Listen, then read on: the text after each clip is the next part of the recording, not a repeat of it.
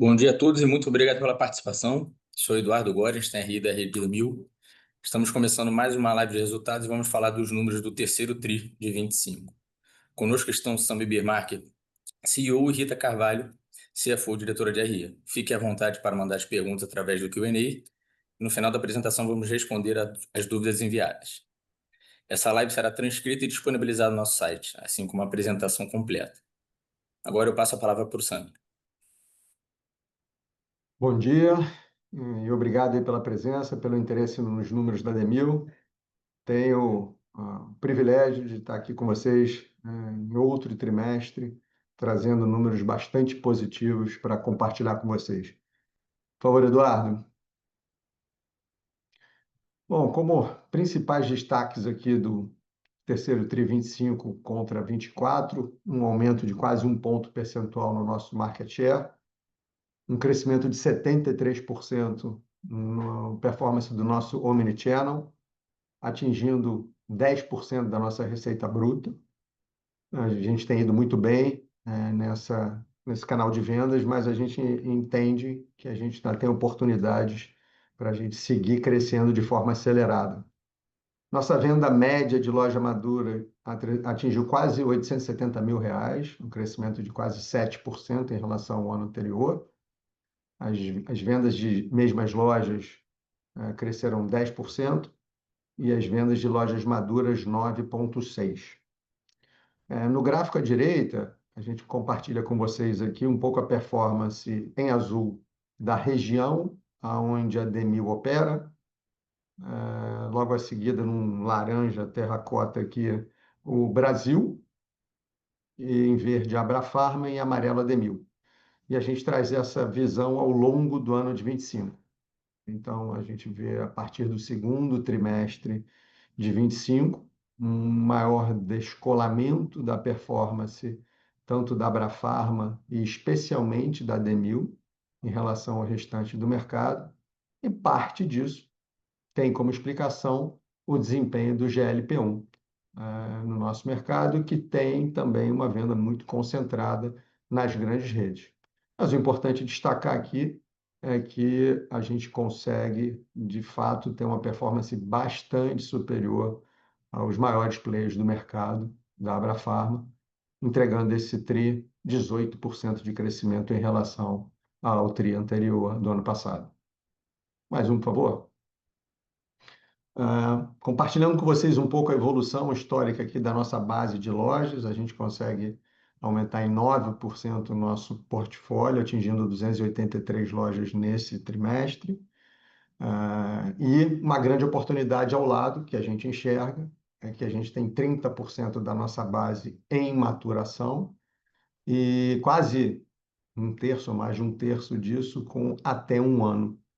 Ou seja, temos a oportunidade aqui de estar trazendo um ROIC marginal importante para a companhia e também uma diluição do G&A por conta do crescimento da venda destas lojas em maturação.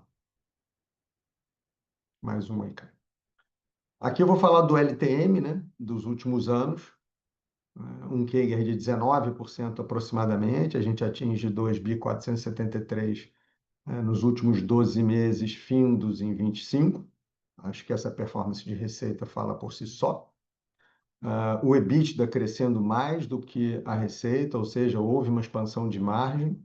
Volto a dizer, no acumulado dos 12 meses, a gente ainda não está performando no que a gente considera que é o possível, atingível e o ideal para a nossa rede.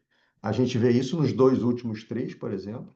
A gente já voltando aí, terceiro tri, segundo tri, a performar acima de 4 de margem EBITDA. Acho que o nosso ideal é estar ali nos 5%, é por isso que a gente está brigando de 5 para cima.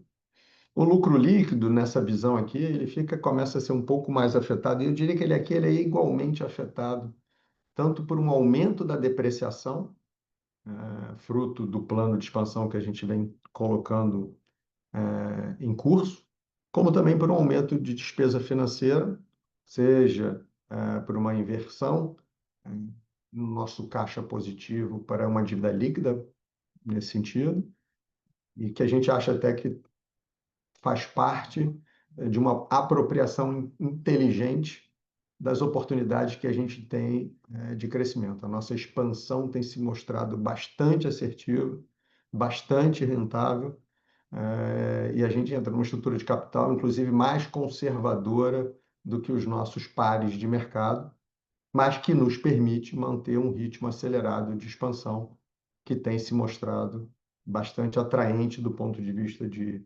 retorno, bem como de estratégia.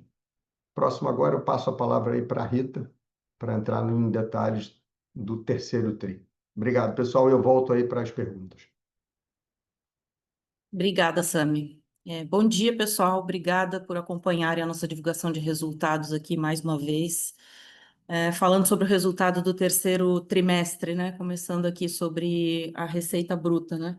O Sami já mostrou ali, a gente teve um primeiro tri mais desafiador, né? Começamos aí um segundo trimestre ainda com o mês de abril que performou abaixo do esperado, né? Mas depois a gente começou a ver o nosso resultado voltar a um patamar mais histórico, né? Uma normalidade. A gente cresce agora no terceiro trimestre 18,4% em vendas em relação ao ano passado. É um resultado, né, em função não só da melhora de mercado, mas também da nossa expansão, né? A gente vem tendo uma maturação muito boa nas nossas lojas e também das nossas principais alavancas aí de crescimento, né? Acho que a venda remota, a venda omni é uma alavanca importante, né? Está crescendo bastante aí, voltou a ganhar tração e contribui para o nosso crescimento de vendas, né?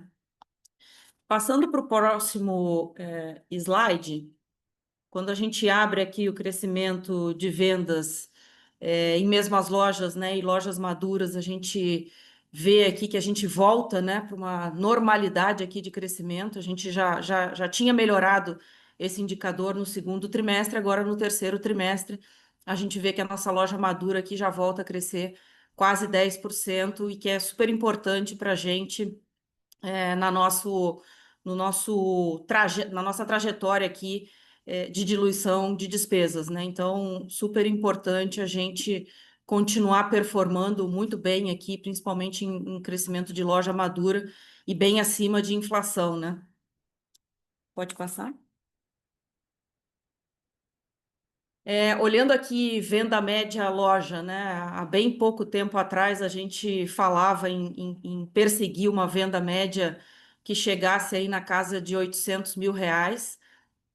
A gente já vê que a nossa venda consolidada aqui quase chegou a R$ 800 mil aqui nesse terceiro trimestre. A gente cresce 7,5% em relação ao ano passado. E lembrando aqui, né, que nesse resultado consolidado aqui de venda média, a gente tem ainda uma base significativa das nossas lojas que ainda estão em fase de maturação, né? O Sami comentou lá, a gente tem 30% da nossa base ainda em maturação de vendas, sendo que 11% disso ainda está no primeiro ano, né? No próximo slide, quando a gente olha a venda média das nossas lojas maduras, a gente vê uma loja madura que já fatura aí na casa de R$ 870 mil, um marco super importante para a gente, cresce quase 7% em relação ao ano passado, né? A gente hoje, nesse terceiro trimestre, a gente tem aí em torno de 27% das nossas lojas maduras faturando acima de 1 milhão. Isso é bem importante, né? A gente persegue muito esse faturamento de 1 milhão, né? De lojas que a gente chama de lojas milionárias e a gente vai caminhar cada vez mais para aumentar o nosso faturamento aqui, principalmente quando a gente olha o indicador de lojas maduras, né? É importante a gente continuar caminhando para um faturamento médio maior. Falando de categorias, vocês veem aqui que a Demil cresce bem em todas as categorias, né? A gente tem visto aí um mercado, principalmente na categoria de OTC e não medicamento, crescendo aí abaixo de inflação. A gente tem feito diversas iniciativas aí que vêm trazendo o nosso resultado um patamar bem acima disso, né? A gente cresce bem acima do mercado e com destaque aqui para medicamento de marca, principalmente aqui em função do maior impacto, né, maior presença aí de GLP-1 dentro da nossa base de vendas, e com o genérico também performando 16% aí contra 12% de crescimento do mercado, né? A gente vê que a gente tem um mix hoje de medicamentos que representa 46% da nossa base, contra 42,7% da nossa base no ano passado, né? Então tem de fato aí uma mudança de mix no geral aí do nosso portfólio, principalmente em função do GLP-1. Pode passar? Falando de marcas exclusivas, a gente continua com crescimento de vendas importante em marca exclusiva, né? Marca exclusiva tem participado mais da nossa venda no autosserviço, acho que é importante, ajuda a um equilíbrio de margem, né?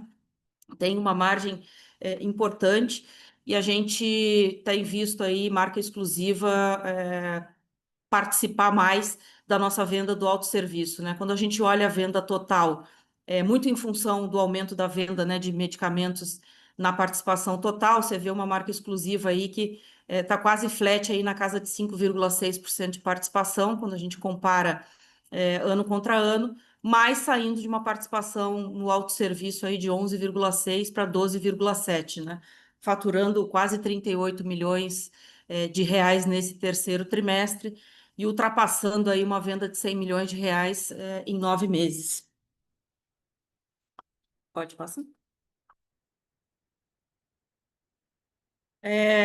Omnichannel, nossa venda remota, né? A gente cresce 74% em relação ao ano passado. A gente chega a 10% de participação na nossa venda, né? A gente já tem uma participação de vendas aí que se equipara ao varejo farma nacional, né? Acho que a gente tirou esse gap da frente.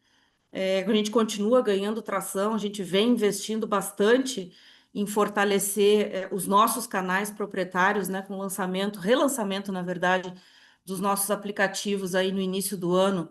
A gente vem aumentando a participação desse canal de vendas na venda total remota. Hoje já representa aí 51% de participação nas vendas dos canais próprios.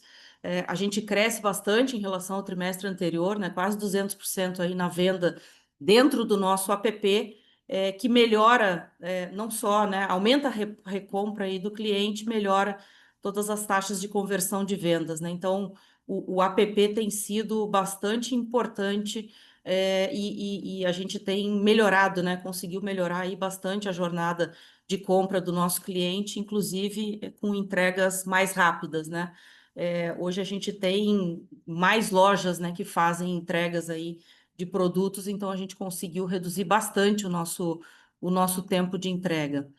Outra venda que ganhou também dentro da venda remota é a venda pelo WhatsApp. A gente tem ganhado, né? Tem conseguido vender, aumentar nossa venda aí bastante através do WhatsApp com ticket médio muito bom, né? Você vê que o ticket médio no WhatsApp está chegando aí a R$ 355 nesse terceiro tri, né? Um ticket médio super importante, bem maior do que o ticket normal, muito parecido aí com o ticket do e-commerce, né? Então a gente vem investindo bastante nesse canal de vendas também. A gente, até o final do ano, deve incluir também a venda, né, dos PBMs dentro da venda do WhatsApp, que hoje a gente ainda não tem, e isso vai nos ajudar a continuar ganhando espaço dentro desse canal de vendas, né? Marketplace também continua, a gente continua vendendo através aí dos super apps.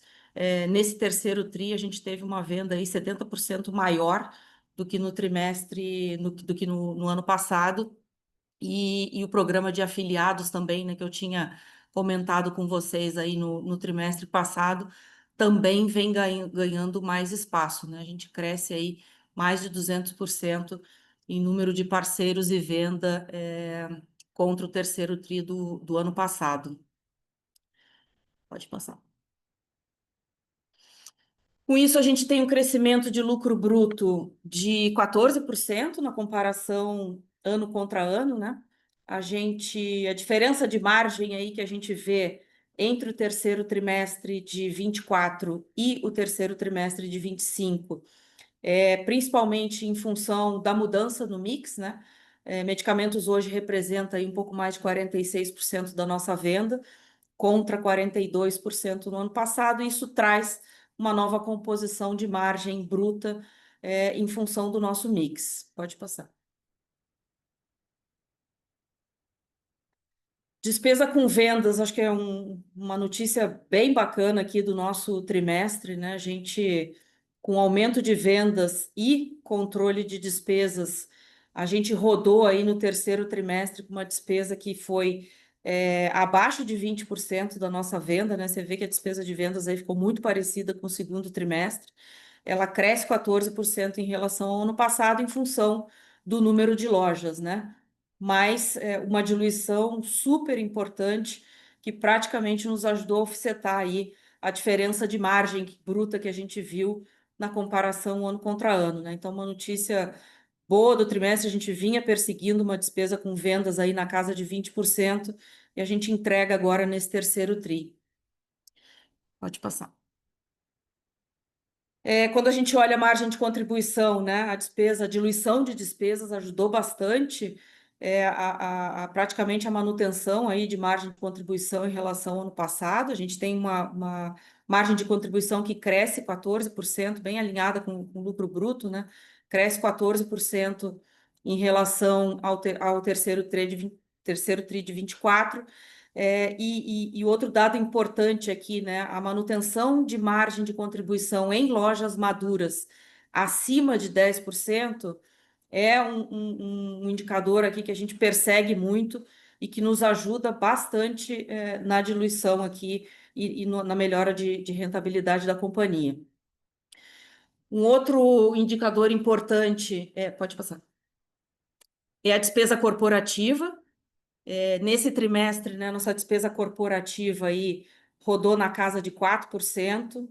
É um outro indicador que a gente vem perseguindo bastante a diluição, né? A gente sabe que a gente tem um caminho aí, e nesse trimestre a gente já apresentou aí uma despesa corporativa de 4%, a gente dilui aí 0,3 em relação ao ano passado, né? A despesa corporativa cresce 9% em relação a 2024, ao mesmo período de 24, que é metade do crescimento de vendas, né? Então, acho que super importante o trabalho que o time vem fazendo e o controle aí de despesas para que a gente continue buscando expansão de margem, né, com a diluição de despesas. Pode passar.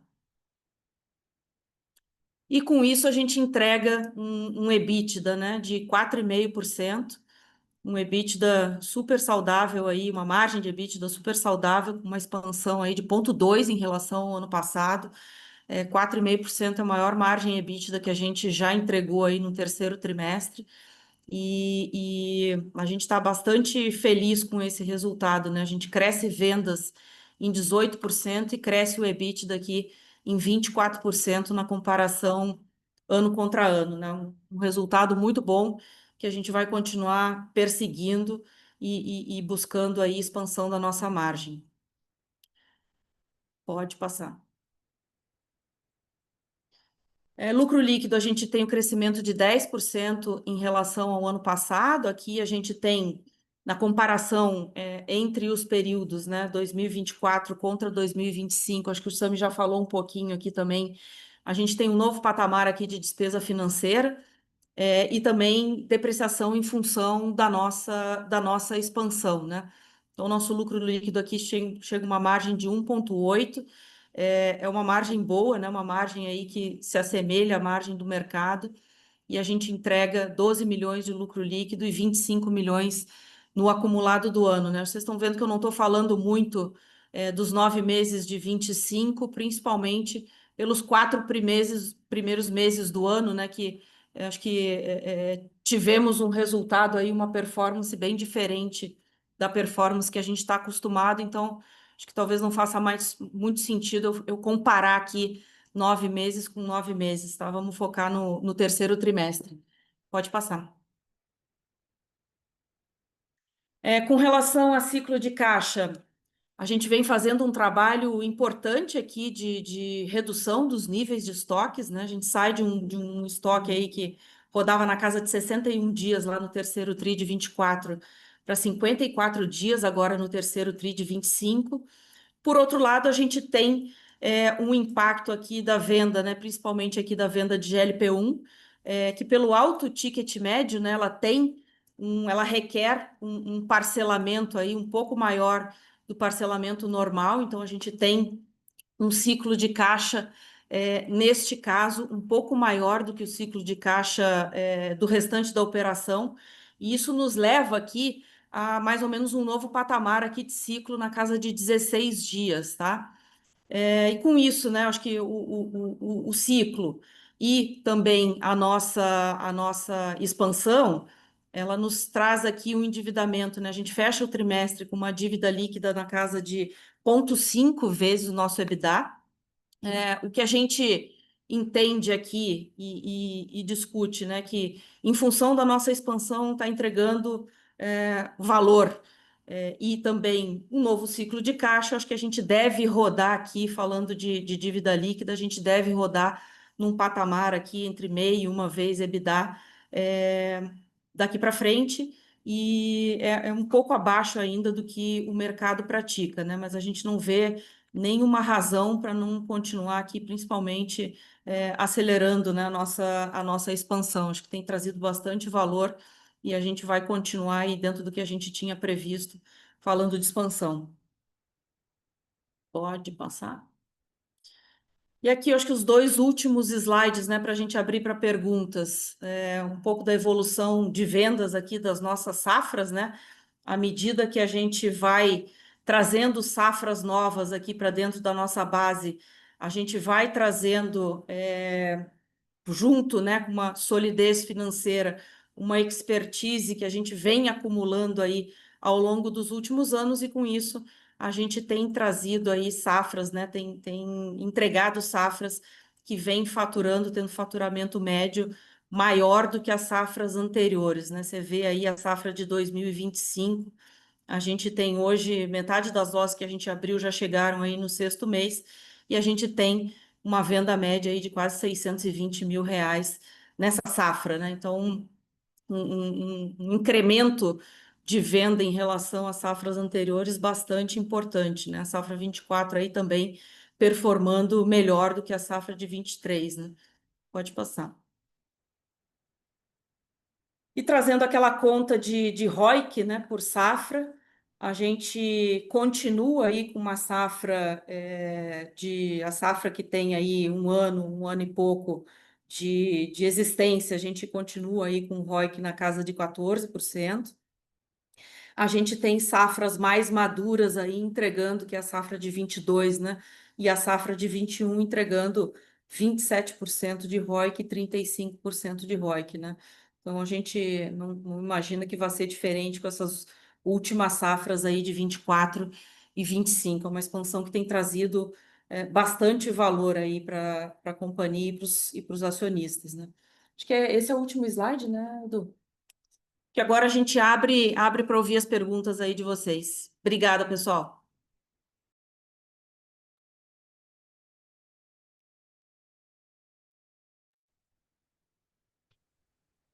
Vamos lá, gente. Primeira pergunta, são três perguntas do Diego Lucindo. Vou fazer a primeira aqui. Vimos o fechamento de 3 lojas no trimestre, assim como ocorreu no segundo. Esse ano terão novos fechamentos de lojas? Vamos lá, Diego, obrigado pela pergunta, cara. Cara, o fechamento de loja faz parte da atividade de varejo, e a gente não tem o menor pudor de fechar uma loja quando, por situação mercadológica ou por algum equívoco nosso, ela não estiver performando conforme a gente espera. A gente não tem esse orgulho de não fechar lojas. A gente está aproveitando um momento também e a gente está elevando a barra da nossa exigência, né? À medida que as safras novas vão performando melhor, aquilo que a gente achava bom, uma loja está vendendo 500 mil, 550, 600, isso já começa a incomodar a gente, né? A gente vai subindo a barra. Então, lojas que a gente considerava boas até 2 anos atrás, talvez hoje a gente não considere. Ela pode até ter uma margem de contribuição boa, um faturamento de 450 mil, mas acaba que ela embarca um inventário em dias por causa da baixa venda muito pior do que uma loja que fatura 1 milhão. A gente quer estar norteando a nossa rede cada vez mais para pelo menos o top 3 maiores faturamentos médios por loja do setor. Então, óbvio que não vai ser nenhum número grande, não vai ficar muito diferente do que foi a média dos últimos anos, mas sempre vai ter um ou outro fechamento. Às vezes você está sozinho num mercado ou numa quadra que é meio mais ou menos e abre um concorrente do lado, aí fica ruim para os dois. Às vezes você tem a mudança de ponto de ônibus, às vezes tem uma série de mudanças que você não controla e que uma loja que era razoável passa a ser ruim. Ok, faz parte do jogo. O que tem que ser é que você tem que acertar muito mais do que errar nesse caso. Sim, teremos, mas não serão significativos. Segunda pergunta do Diego. Com relação ao crescimento dos mercados em que a Demel atua versus o crescimento médio do Brasil, vocês veem essa normalização para os próximos anos? O primeiro e segundo trimestre tendem a ser não recorrentes? Excelente pergunta, Diego. Cara, infelizmente, quando a gente olha os dados do IQVIA, comparando sempre os últimos 2 anos, 3 anos de crescimento, o mercado do Rio de Janeiro sempre vem atrás, né? Brasília, já acho que é um mercado mais maduro, tem uma renda média maior, ele também cresce menos, mas em compensação você tem um estado como Mato Grosso que cresce bastante. Então, olhando os números dos últimos anos, eu não acho que o mercado do Rio e de Brasília voltem a crescer no patamar de outros mercados que estão se desenvolvendo. Mas é importante deixar claro que a gente teve um primeiro quadrimestre desse ano fora da curva, né? Especialmente fora da curva. Você passa a ter uma normalização do mercado a partir de maio, mais uma vez, auxiliado pelo GLP-1, principalmente para as grandes redes. Também não tem como esconder, esse é um ano de crescimento mais duro para o mercado como um todo, né? Se você olha o terceiro TRI, excluindo o GLP-1, a gente está falando de um mercado que cresce 8% só, né? E é um mercado que nunca cresceu abaixo de duplo dígito, normalmente. Eu espero que para o próximo ano, pelo que a gente tem lido, você vai ter aí um aquecimento da economia, seja por algumas decisões recentes aí que o governo emplacou, seja também pela expectativa de redução de taxas de juros. Não podemos esquecer que a gente está rodando num patamar de 15% de taxa de juros básicas, né?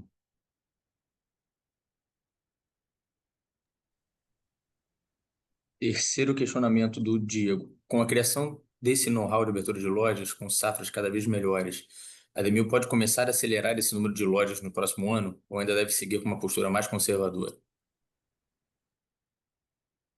Cara, assim, a gente tem o que a gente considera, não sei se é conservador, né? O melhor ponto, o melhor termo, talvez seja responsável, né? A gente quer trabalhar com uma estrutura de capital que dê tranquilidade para todos os acionistas do papel, que a gente consiga, ao mesmo tempo, explorar ao máximo a capacidade de crescimento da companhia. Então, ano a ano, a gente tem conseguido aumentar um pouco o número de lojas. A gente ainda não soltou o guidance para o ano que vem, acho que mais um pouco aí a gente vai estar soltando. Não tem motivos para a gente reduzir, mas eu não posso te garantir que a gente também não vai explodir daqui para frente essa expansão. Por quê? Porque a gente quer fazer bem feito. Se a gente achasse que uma expansão nossa de 100 lojas em um ano, a gente conseguisse entregar a mesma qualidade de que uma expansão de 40, a gente até discutiria no conselho o impacto de alavancagem que isso traria. Mas eu acho que a gente está numa curva de aprendizado bastante positiva e que, às vezes, querer acelerar isso pode virar um tropeço. Para falar a verdade, é o que a gente mais vê por aí, né? Volto a dizer, tem apenas um player no setor que conseguiu manter uma consistência de execução de expansão muito bem feita. A maioria dos outros, eles acabam acelerando e reduzindo, acelerando e reduzindo. A gente não quer passar por isso, a gente quer continuar. A gente não enxerga isso como uma corrida de 100 metros, ainda mais para a gente, é mais uma maratona que a gente quer estar performando bem em todos os trechos da prova. Então, a gente deve seguir aumentando um pouco aí o nosso ritmo de expansão, mas sem nada atabalhoado. Próxima pergunta é do Marcos Carneiro. São duas, vou fazer a primeira. Qual a perspectiva de alavancagem para frente? Seguem com a cabeça de ficar perto de zero? Quer que eu vá, Rita? Ou vai você? Posso ir aqui. Oi, Marcos, tudo bem? Obrigada aí pela. Tá escutando? Obrigada pela pergunta.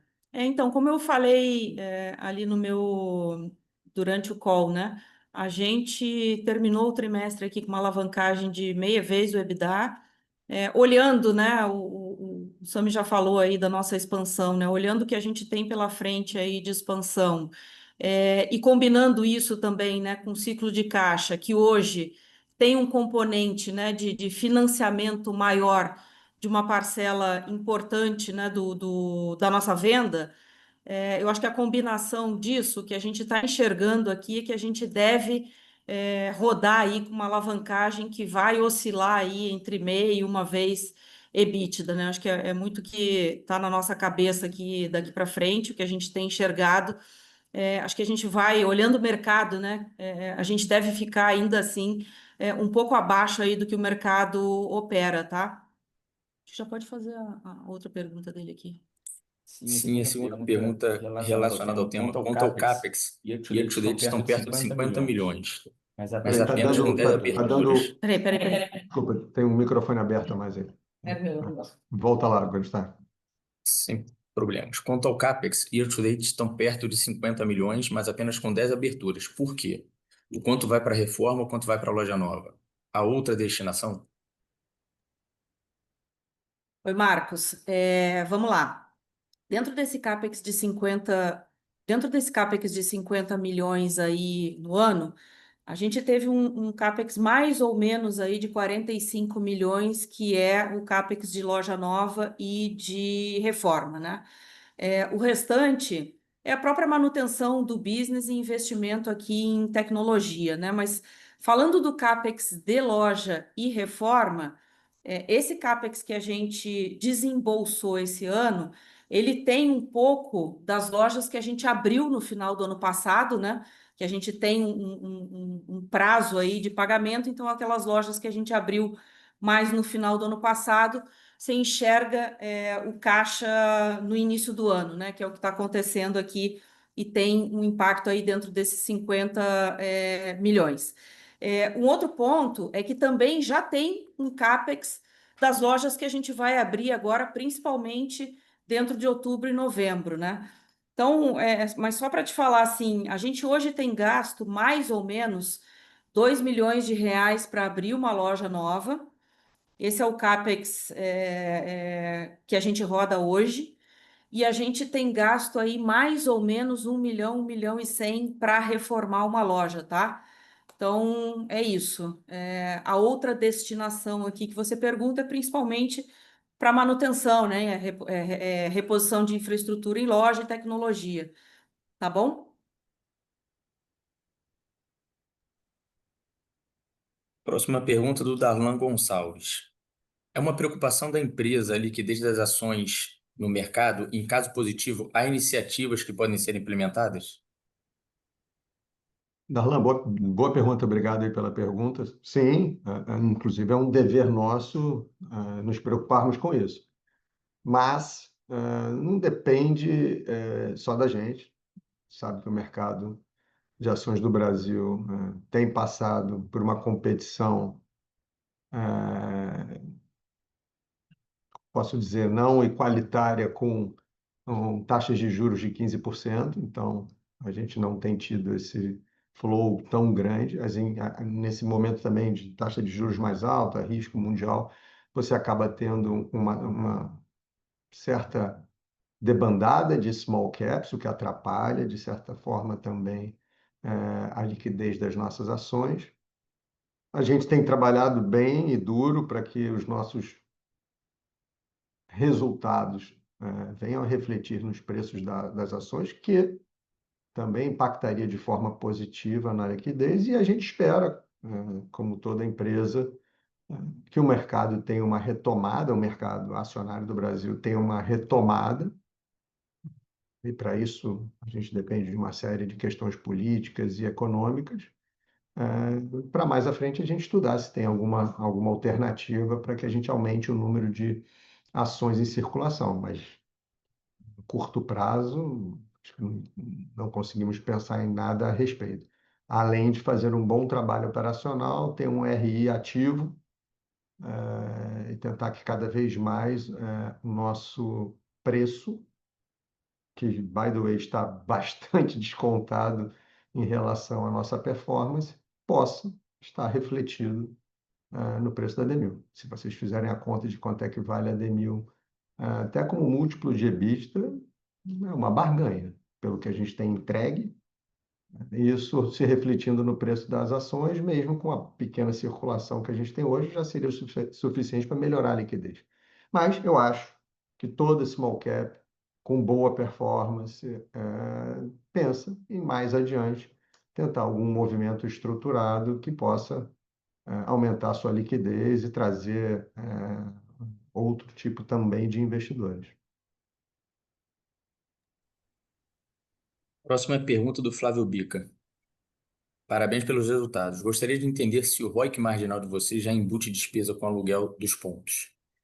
Dentro desse assunto, que ano vocês imaginam um fluxo de caixa começando a positivar e o caixa fluir de maneira mais ostensiva para dentro da companhia, podendo iniciar uma remuneração para acionista mais constante e previsível?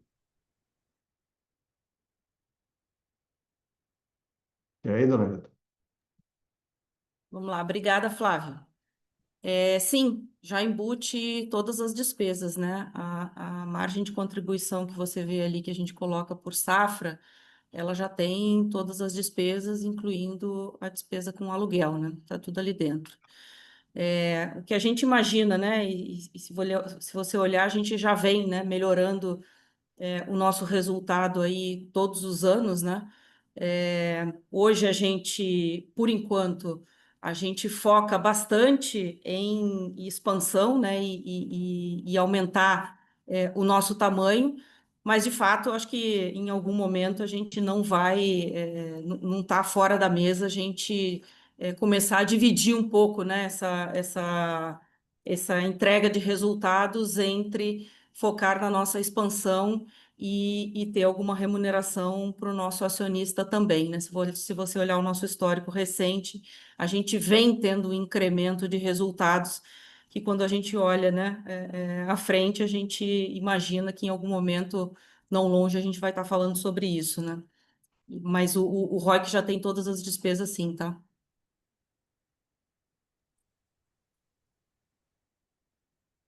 Próxima pergunta do Lucas Conzatti.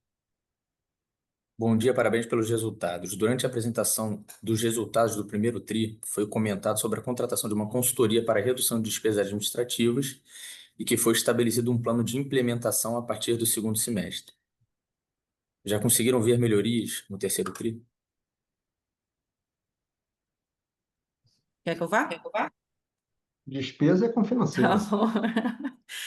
Vamos lá. Sim, né? Acho que um pouco do que você está vendo aí de novo patamar de despesa sobre vendas, acho que também tem a contribuição aí do trabalho que a gente fez desde o primeiro trimestre, né? Acho que a gente já está vendo esses resultados não só em loja, né? Principal impacto é em loja, mas também no corporativo, né? Um pouco da diluição aí do corporativo que você está vendo também já é por conta desse trabalho que a gente fez. Aqui tem uma pergunta também do Lucas, eu já vou aproveitar e fazer aqui também. Como vocês estão vendo a evolução das vendas do e-commerce no quarto trimestre? Bom, eu acho que a gente pode colocar, sem dar guidance, que o terceiro tri ele não foi um outlier, né? Ele é consequência de um trabalho estruturado já há algum tempo. Então, a gente não vê motivos para um retrocesso. Agora, faz muita diferença uma Black Friday no quarto tri, então a gente tem se preparado para tentar aproveitar esse momento. E aí a gente tem que reconhecer que talvez nos últimos 2 anos a gente não estivesse com o nosso e-commerce preparado para aproveitar de forma estruturada esse momento. Mas, ao mesmo tempo, a gente enfrenta aí um consumidor mais machucado por taxas de juros, né? Então, ah, operacionalmente, eu diria que a gente tá motivado para o quarto tri, falando do ponto de vista de e-commerce, mas também sabendo que você tem talvez um poder aquisitivo pressionado nos últimos tempos. Mas, volto a dizer, o terceiro tri não foi outlier, é um processo sustentável que a gente vem desenvolvendo nos últimos tris. Próxima pergunta do Samuel de Castro. Bom dia, parabéns pelos resultados. A empresa tem utilizado soluções de IA para otimizar seus resultados, em especial os agentes de IA para atendimento via WhatsApp ou afins? Bom, Samuel, obrigado pela pergunta. Cara, sim, a gente tem uma iniciativa forte aqui dentro da companhia, inicialmente muito voltada para ganho de produtividade. Acho que a gente deve ter hoje na Demil, eu tenho que dividir dos números de Profarma, mas acho que a Demil deve ter pelo menos uns 40 agentes fazendo tarefas que consumiam várias horas de analistas, assistentes e supervisores, trazendo alguns insights de maneira muito mais estruturada e rápida para a gente. E sim, a gente tem algumas iniciativas também para a gente ir evoluindo, né? Tem ferramentas já de mercado em que o WhatsApp, por exemplo, já embarca alguma inteligência, mas assim, sendo transparente, nessa questão específica de WhatsApp, eu acho que para a gente é mais simples a utilização de ferramentas já desenvolvidas por terceiros e mais rápido, que a gente tem focado sim na evolução do conhecimento de IA e a utilização de agentes na companhia. A gente tem hoje uma empresa que nos fornece uma IA que junta outras 11 IAs. A gente tem uma série de licenças aqui distribuídas pelos principais key users que com capacidade de desenvolverem bons agentes. A gente já teve que desenvolver também um próprio trabalho em governança de agentes para que a gente mantenha a segurança nesse processo, mas é uma pauta que tem ganho tração, e a partir do quarto tri, eu acho que a gente tem mudanças estruturais que vão também acelerar isso pela companhia. Eu reconheço que a gente até talvez tenha largado um pouco atrás nisso, mas também quando eu olho para trás, eu acho que talvez isso tenha nos feito gastar menos dinheiro em algumas coisas que não dariam resultado.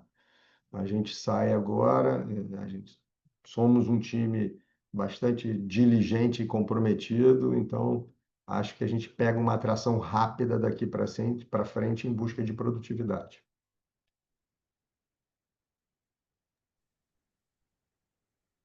Pessoal, encerramos aqui nossa sessão de perguntas e respostas. Agradeço a todos pela participação e aproveito para colocar nossa equipe de RI à disposição para dúvidas e esclarecimentos. Vou passar aqui a palavra para a Rita para as considerações finais. Bom, pessoal, obrigada mais uma vez. A gente está bastante feliz aí com o resultado do terceiro trimestre.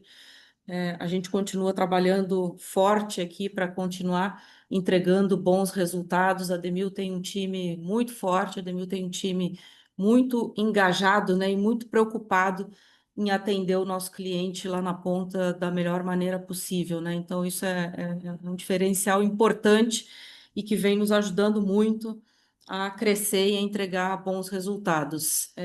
A gente fica aqui à disposição e até a divulgação aí do quarto trimestre. Obrigada e uma boa semana aí. Obrigado, pessoal.